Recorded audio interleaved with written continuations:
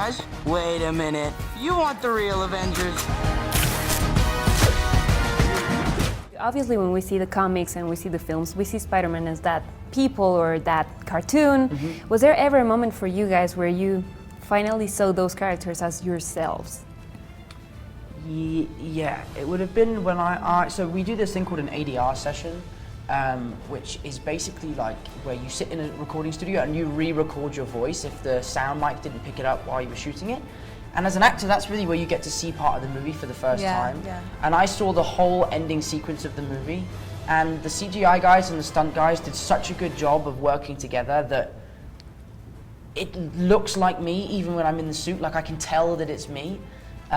So for me, that was the first moment where I really was like, wow, I'm actually Spider-Man. This is crazy.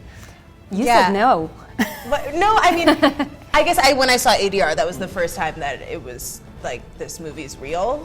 You just told me that they're comics of us, but I didn't even know that. It's crazy. So I don't know if I ruined this and released something I shouldn't have, but I know that the new comics that are coming out look like us. So Peter Parker looks like me, Liz Allen looks like Laura, and it's pretty crazy, like seeing us drawn as characters. It's like the other way around, right? Yeah, it's like super weird. Yeah. I get to keep the suit? Of course. Doesn't fit me. Just don't do anything I would do. And definitely don't do anything I wouldn't do. There's a little gray area in there, and that's where you operate. Yeah, an interesting story about that poster is that it's actually me asleep. Really? Like, that's not part of the movie. Like, that's me in between takes, like, asleep. We were shooting this scene, and I was just really tired that day, and I was just asleep on the floor, and the photographer took a picture. So when they made that the poster, I was like, what the hell, guys? You can see your face. But it looks really good, though. I really am. I think it's amazing. Awesome. I would have never guessed that. The world's changing, boys. Time we change too. These weapons are crazy dangerous. It's very hard to be Spidey's girl. They usually don't have nice endings. Was there any fear on taking over this role? I normally die.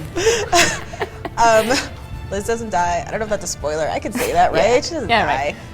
Yeah, you know, Kirsten Dunst and Emma Stone are just such incredible actresses that I've looked up to for so long, and to be that role in this film it doesn't feel real at all, really. I kind of have just pushed it out of my head and focused on just being true to the character and trying to do a good job and be as authentic as possible. But I mean, Liz is really cool. She's super different from Mary Jane and from Gwen, and I think people are really gonna like her. Listen, Peter, forget the flying monster guy. There are people who handle this sort of thing. The illegal weapons ferry was at 2:30. You missed it.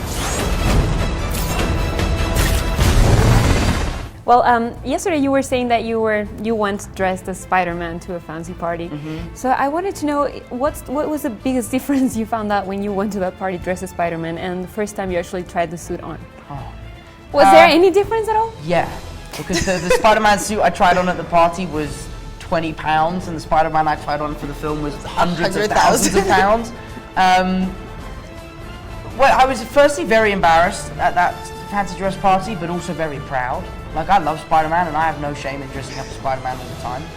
My first experience of trying the Spider-Man suit on was very disappointing, because I got cast as Spider-Man, let's say, on the Friday, and I started shooting on the Wednesday. So I didn't have a lot of time to be fitted and make a suit, because they typically take about 10 weeks to make. And they'd already been shooting with my stunt double. So they just basically said, we'll give you your stunt double suit and we'll tailor it so it fits you. And my stunt double at the time was way bigger than I was. So when I tried it on, it was kind of like a saggy, old looking, sad Spider-Man. So it wasn't as cool as I'd hoped. But on this movie, obviously I had my own suit, which was brilliant. No.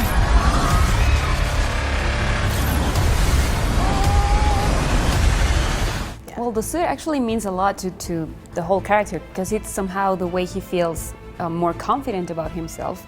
And also the mask is kind of a way of hiding his fear. So I was wondering if you guys have something in your lives that kind of help you out to hide fear when you're in that position. I think the best piece of advice I've ever been given is to turn your nerves into excitement. And that's something I've done for the last 10 years. So whenever I was nervous as a kid, I would always just convince myself that I was just super pumped up and super excited. So I've now convinced myself that I can never be nervous. So now, like, if I go on stage in front of thousands of people, I just get super, super excited rather than nervous. So I guess that's my way of coping with fear and stuff, is just tricking my mind into thinking that I'm an OG. But don't mess with me. Because I will kill you and everybody you love.